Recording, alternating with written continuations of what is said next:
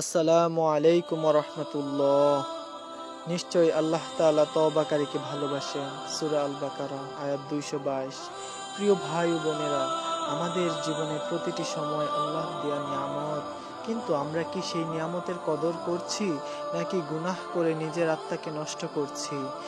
আমরা আজকের ভিডিওতে জানব গুনাহ কি, গুনাহ কেন হয়, গুনাহ থেকে পরিত্রাণ পাওয়ার উপায়। গুনাহ কি? গুনাহ মানে এমন কাজ যা আল্লাহ ও তার রাসূল সাল্লাল্লাহু আলাইহি সাল্লাম নিষেধ করেছেন, তা ছোট হোক কিংবা বড়। প্রতিটি গুনাহ আমাদের হৃদয়কে কালো করে দেয়। রাসূল সাল্লাল্লাহু আলাইহি ওয়াসাল্লাম এক হাদিসে বর্ণনা করেন, যখন কোনো বান্দা গুনাহ করে তার হৃদয়ে একটি কালো দাগ পড়ে। তিরমিজি শরীফের হাদিস। গুনাহ কেন হয়?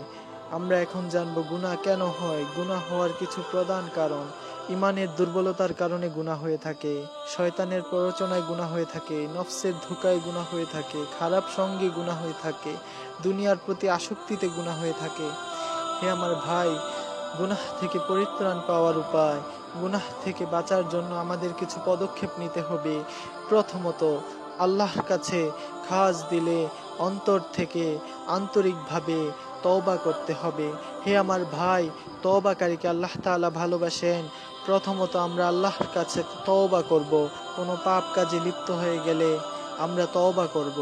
সৎসঙ্গ নির্বাচন করব, নেককার বন্ধুদের সাথে থাকব, ইবাদতে মনোযোগী হব, হারাম স্থান ও কাজ থেকে বিরত থাকুন, চোখ, কান ও জিহ্বাকে হেফাজত করুন, গুনাহের পরিণতি সম্পর্কে অবগত থাকুন।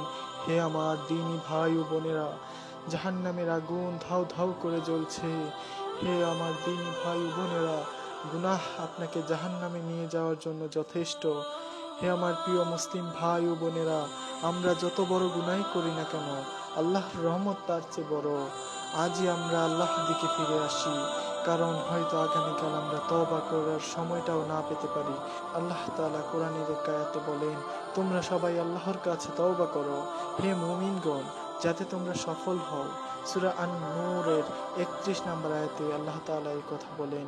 যদি এই ভিডিওটি ভালো লেগে থাকে, লাইক ও সাবস্ক্রাইব করে পাশে থাকবেন। আসসালামু আলাইকুম ওয়া রাহমাতুল্লাহি ওয়া বারাকাতুহু।